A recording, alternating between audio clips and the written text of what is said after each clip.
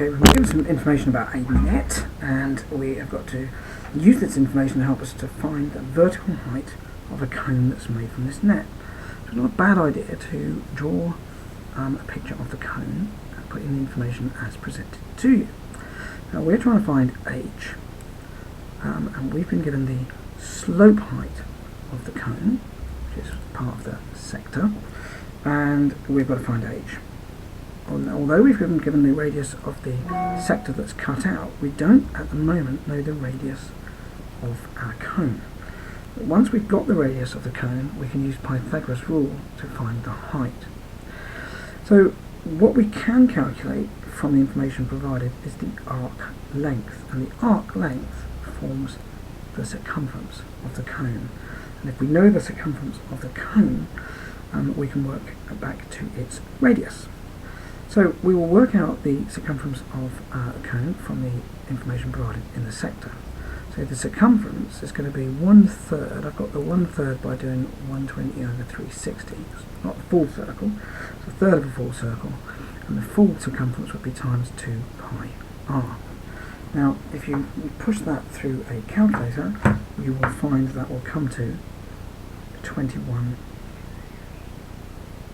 Okay, so that'll be 1/3 times 2 times pi times the radius times 10.3. So just so you're absolutely clear where I'm getting my numbers from, and if we push that through the calculator, that comes out at 21.5722.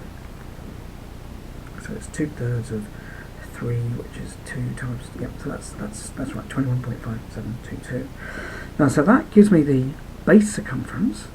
Okay, so if I divide that circumference, so if that's my circumference, if I divide that by 2 pi, okay, remember the circumference equals 2 pi r. So if we take my circumference divided by 2 pi, I find the radius of the cone, and that comes out as 3.433 recurring. So if I have the radius, then I can then find the height.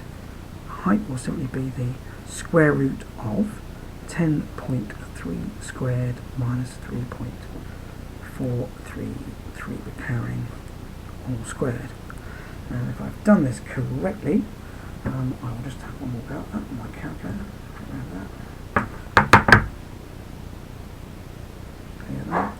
So square root of 10.3 squared minus 3.4333, and make sure I square that, squared equals, and I come up with the answer 9.71.